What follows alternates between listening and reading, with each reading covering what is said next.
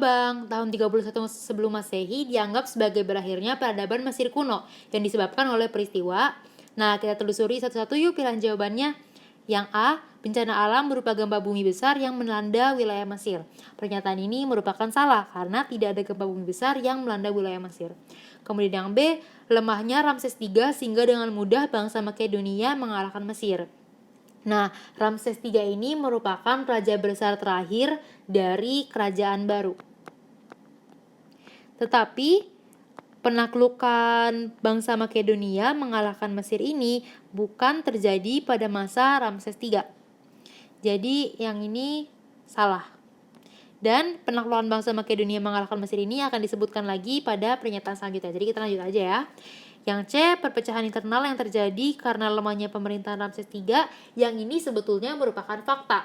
Karena memang pada masa pemerintahan Ramses III terdapat penurunan perekonomian dan juga perpecahan internal akibat banyaknya invasi yang dilakukan oleh bangsa asing kepada Mesir. Dan memang pada akhirnya hal ini akan mengakibatkan runtuhnya dinasti ke-20 Mesir kuno. Tetapi begitu, perpecahan internal ini bukanlah penyebab utama Mesir kuno itu berakhir peradabannya. Jadi yang C ini juga salah. Yang D, penaklukan oleh Kekaisaran Romawi dan menjadikan wilayah Mesir sebagai bagian dari provinsi Romawi. Yang ini merupakan pernyataan yang benar karena Mesir menjadi provinsi Kekaisaran Romawi pada tahun 31 sebelum Masehi ini yang disebutkan pada pertanyaannya juga. Nah, Mesir menjadi bagian dari provinsi Romawi setelah Augustus berperang dengan Mark Antony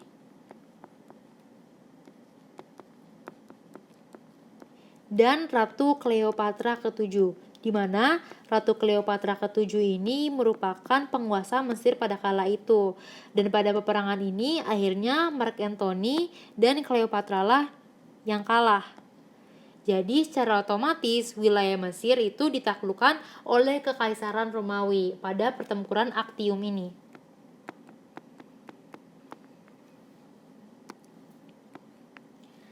Nah, pada periode kekuasaan Romawi ini ditimbulkan suatu perubahan politik dan juga agama secara bertahap, di mana masuknya agama Kristen yang secara efektif menandai berakhirnya perkembangan peradaban Mesir kuno di Mesir ini. Jadi, pilihan jawaban yang D ini adalah yang benar. Kemudian yang E ini merujuk kembali kepada tadi penaklukan bangsa Makedonia yang mengalahkan Mesir, di mana Alexander Agung ini adalah raja dari Makedonia. Dan penaklukan oleh Alexander Agung inilah yang merubah dinasti Mesir menjadi dinasti Ptolemeus.